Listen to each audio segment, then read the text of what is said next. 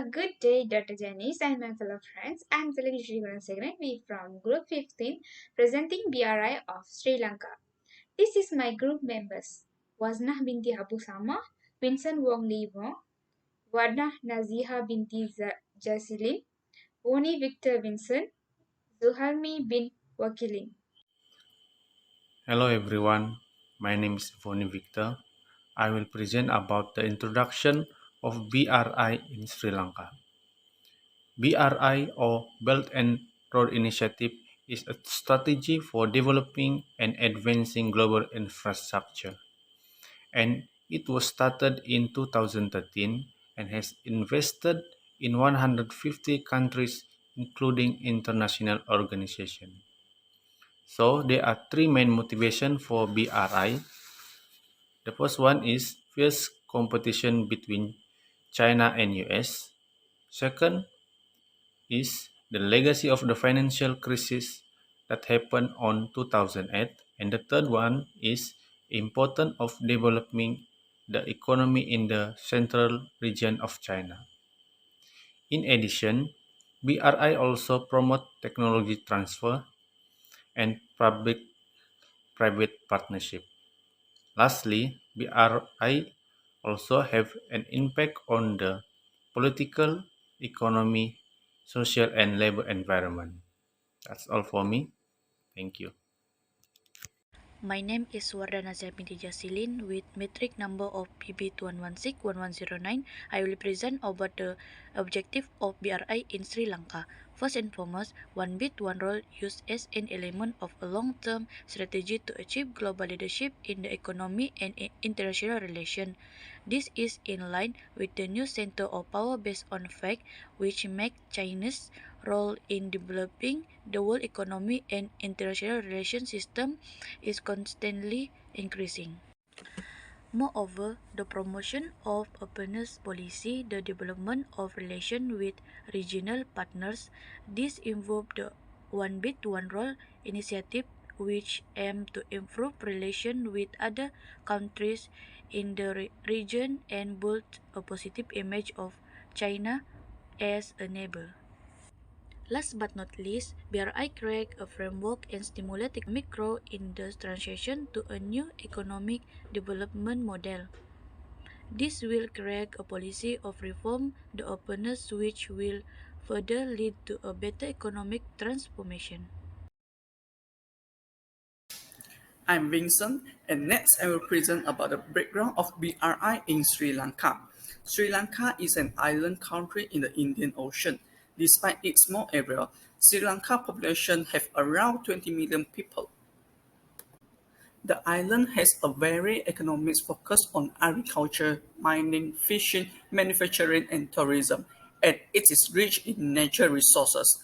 Sri Lanka's relationship with China, particularly economic ones, have increased significantly during the previous decade. As a result, China has emerged as an important economic partner for Sri Lanka. This is tightly connected to the BRI. For Sri Lanka, the BRI brings both potential and problems. On the other hand, Sri Lanka gains access to critical infrastructure, cash, and experience that will position it as a leader in connectivity and trade facilitation. This is in addition of an advantage such as increased trade and investment, economic hub development, participation in global value chain, employment opportunities, information and technology transfer, and so on, all of which will boost economic growth in the coming years. On the other hand, they are concerned about the environmental impact of such infrastructure improvement, as well as the geopolitical and sovereignty implication of cooperating with China and incurring large debt. My name is Telugu Srigunasekaran. I would like to present the methodology of our assignment. Methodology. First, research method. The researchers are considered to use the qualitative approach to assess the data of China BRI on how to develop the economy of Sri Lanka by using the Belt and Road Initiative concept. Second, source of data. We get information from primary data such as the internet sources and some researchers' analysis, data, and various websites. Besides, from secondary data. For instance, we get information from written by other researchers and some journals to support the research. The research process. First, the researchers will choose the topics. Second, the researchers find the information in various articles and journals. As the results, the researchers collects information about the Belt and Road Initiative in Sri Lanka, such as the background and impact of BRI and policy and recommendation. Finally, the researchers makes a conclusion to the finish the assignment. The objective of research. This study's main objective is to examine the BRI project's existing defense with regards to Sri Lanka as well as potential mitigation measures. Hi, I will continue our presentation on impact of BRI in Sri Lanka. So the first one, I will continue in impact on politics. First impact on politics is Port City Colombo, which is the $1.4 billion Port City Colombo project, which China is founding, has been a contentious issue in Sri Lanka politics. Environmentalists and local opposed the project, and it was also accused of being corrupted and lacking transparency during the founding and land acquisition phases. The second impact is debt crisis, which is to finance BRI project like Port City Colombo and the Hambantota Port. Sri Lanka has taken on a sizable amount of debt from China, and construction of China's largest project in Sri Lanka, the Hambantota Port, started in 2007. The last impact on politics is political differences. The BRI has also led to political division in Sri Lanka, as the project have received mostly positive support from the government Sri Lanka Freedom Party, while receiving negative criticism from the opposition, which is United National Party. Next is impact on economy. The BRI has significant influence on Sri Lanka's economy, which is particularly in terms of infrastructural development. Next is the project is anticipated to increase the economic growth in the nation, and Sri Lanka's tourist sectors has benefits from the Belt of Road Initiative BRI in a number of ways. The last impact is the BRI has also boosted commerce between China and Sri Lanka. China was Sri Lanka's top trading partner in 2017 with $4.4 billion in total commerce between the two nations. The expansion of commerce has been benefit Sri Lanka's economy and contributed to the diversification of the nation exports. The potential for the BRI project in Sri Lanka to improve living standards and create jobs, particularly in the areas where the project are located. However, there have also been concerns raised about the potential negative social impacts. One potential negative social impact of BRI project in Sri Lanka is displacement and loss of livelihoods. For example, the construction of the port of Hambantota and development of a special economic zone in the same area required the acquisition of land from local communities. It's important to note that not all the BRI project in Sri Lanka is an infrastructure project that connect remote areas with the rest of the country can bring a lot of benefit to the local communities in terms of access to market, education, and healthcare. The BRI project in Sri Lanka to create jobs and boost economic growth, particularly in the areas where the project are located. However, there have also been concerns raised about the potential negative impacts of the projects on labor and the environment.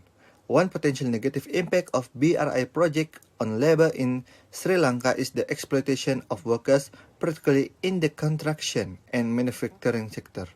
Some studies have reported instances of poor working conditions, low wage, and lack of safety measures for workers on BRI projects. In terms of environment impact, BRI projects in Sri Lanka have raised concern about the potential for damage to fragile ecosystem as well as the lack of transparency oversight in the management of the project.